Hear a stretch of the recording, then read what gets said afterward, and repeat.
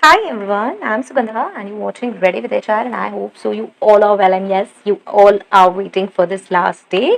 This is day 10 and yes, we are going to discuss about the legal compliances in this session. I hope so you have seen from day 1 to day 9 but if you haven't, please check from the pin comment and let's have a quick recap. If you don't want to see this recap, you can skip to 2 to 3 minutes, right? Okay, let's move on to the recap. On day one, we have discussed about recruitment. What is recruitment? What is recruitment process? Who are recruiters? What are the role of recruiters? What are the current trends and challenges faced in recruitment process?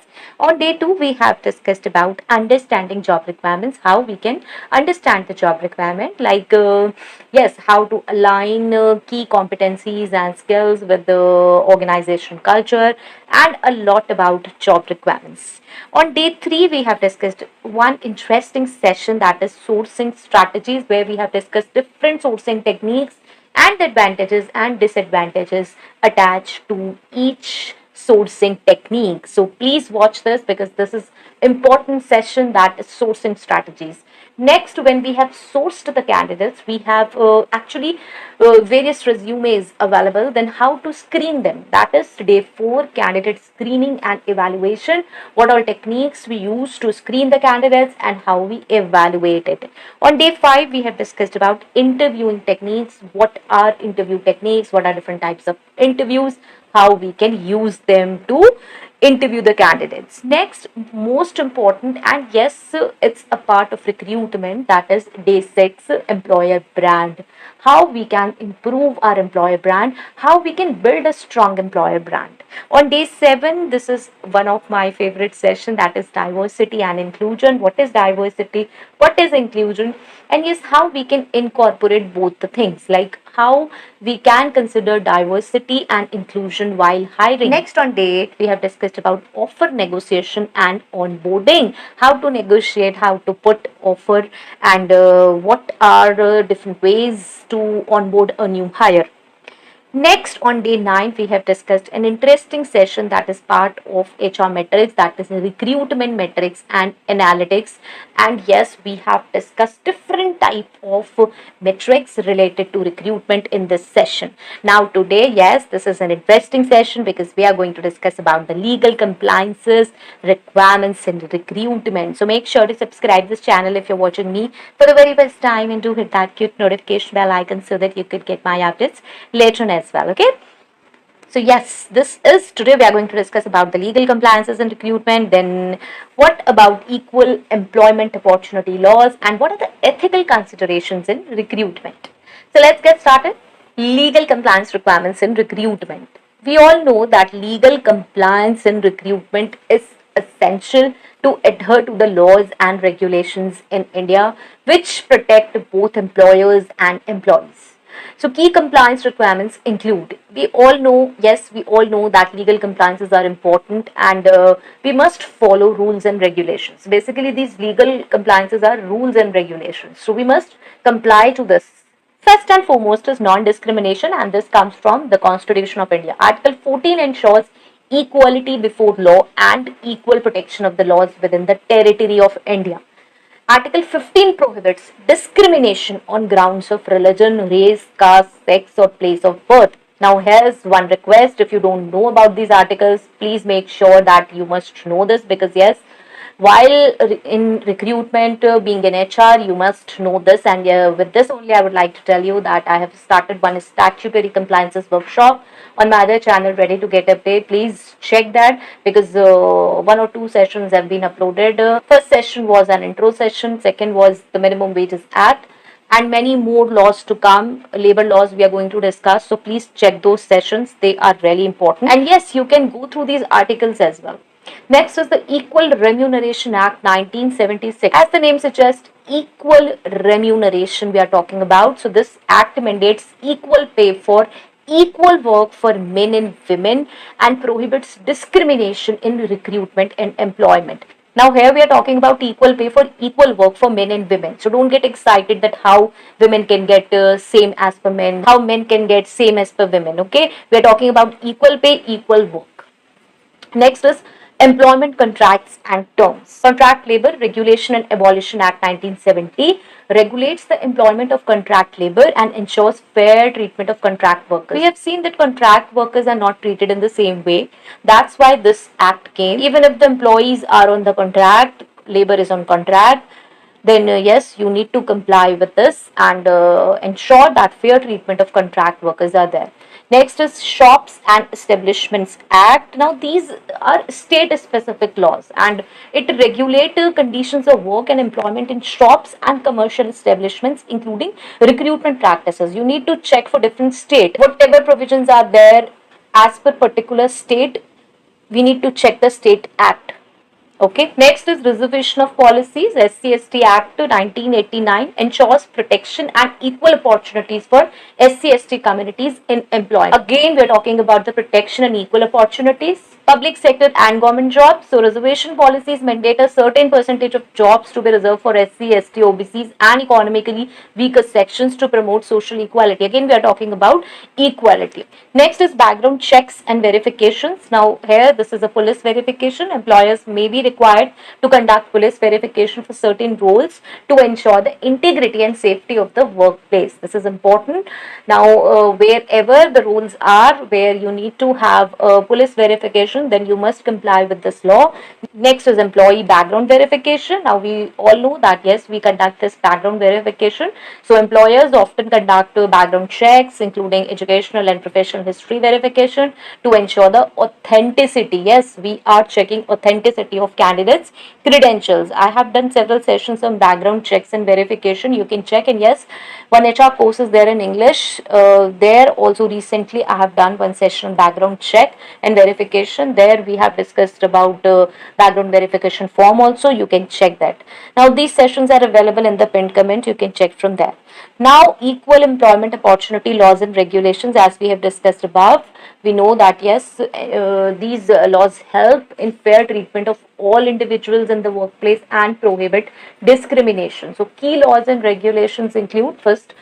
From Constitution of India, Article 16 is there that guarantees equality of opportunity in matters of public employment and prohibits discrimination on grounds of religion, race, caste, sex, descent, place of birth, residence, or any of them. And yes, Article 17 again abolishes untouchability and forbids its practice in any form, ensuring equal treatment of all individuals. These are really important articles. You must read them. You must be aware as an HR regarding them. Next, the Equal Remuneration Act 1976, equal pay. Here it mandates equal remuneration for men and women workers for the same work or work of a similar nature, and prohibits gender based discrimination in recruitment and employment conditions. So you have to consider this, you have to understand that yes, you must pay equal pay for equal work.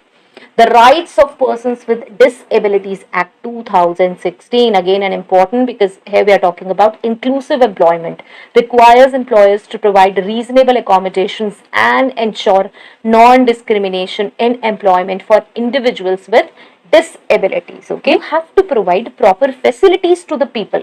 You don't have to hire only them. Like, see, anyone who is suffering from any disability may require different kind of washrooms, so you must install those type of washrooms. You must provide those facilities, proper working conditions to them. It's not only about hiring and putting them to the work and not providing them proper facilities. Reservation mandates a reservation for persons with disabilities in government jobs. Okay, this is different for the different jobs. Next is, again, this is important, the Sexual Harassment of Women at Workplace Prevention, Prohibition and Redressal Act 2013. You have to provide safe work environment, requires employers to provide a safe working environment and establish a committee to address complaints of sexual harassment at the workplace. You must know what is sexual harassment first of all. A lot of people are not aware, even they are men or women, they are not aware that what comes under sexual harassment, what comes under harassment. So you must check this, you must check this act for the proper definition where things are mentioned, what is actual harassment. Next is preventive measures. Yes, mandates training and awareness programs to prevent sexual harassment. Now see, If you are aware but you're not doing anything, like you're not providing training, you're not making people aware, then even they're not aware that okay, what they're doing comes under harassment. Yes, it happens because harassment definition or sexual harassment definition is very wide.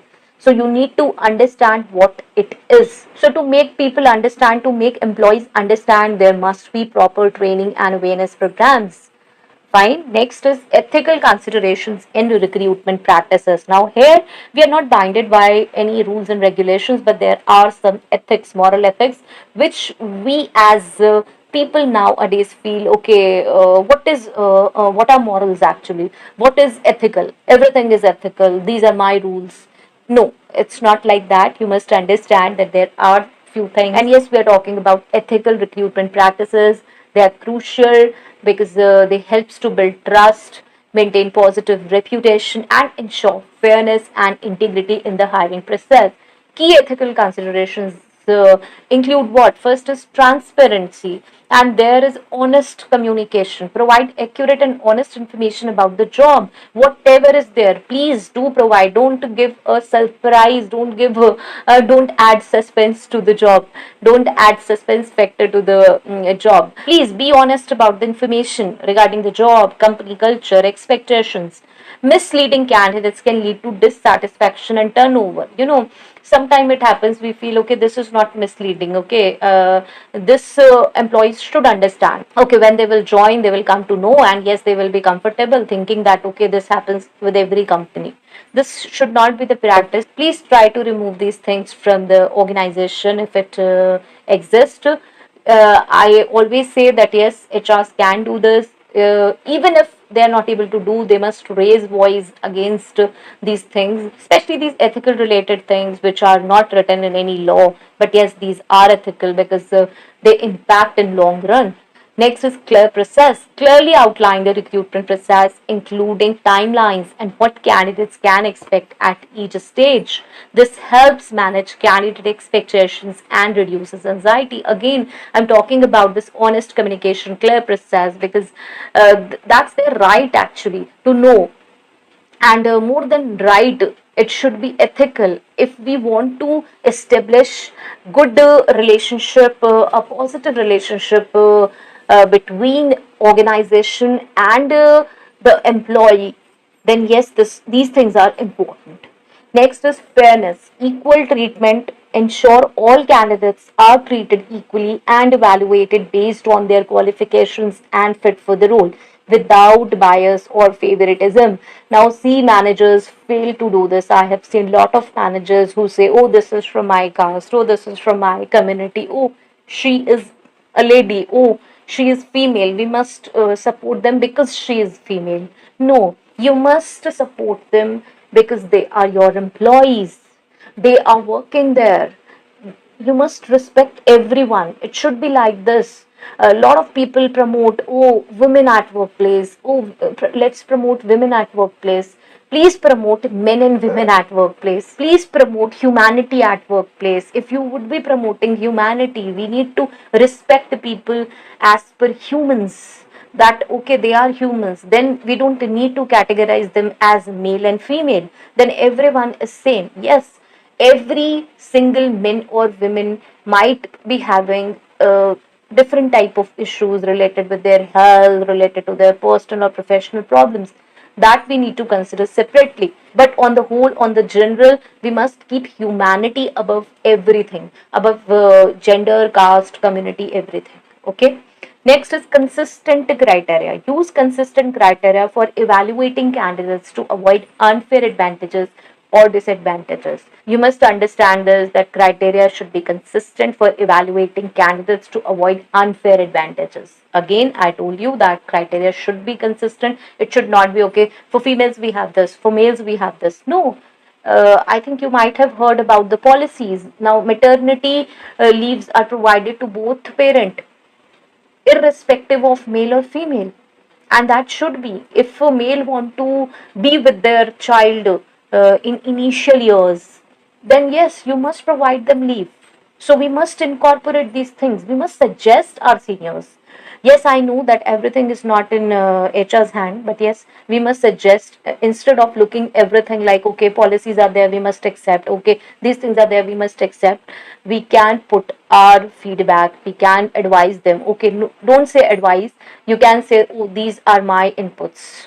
I have written these points. These I find that these things could be changed.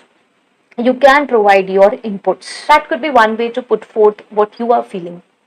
Next is confidentiality. Protect candidate privacy. This is important. Respect candidates' privacy by keeping their personal and professional information confidential. Do not share their details without explicit consent. Now, I have seen people sharing someone's contact numbers, saying that okay, they are our employees and contact numbers will be shared. They will be sharing themselves, like females are there or even males are there. They do such things like, okay, see, after a 1 week when she will be joining, she will be sharing herself with those guys or with those gals or something, or even the males would be doing it. Please stop this. See, if I'm sharing my number, if someone is sharing their number, that's their own personal choice, their addresses, their personal information, that's their own choice, and they are responsible for that.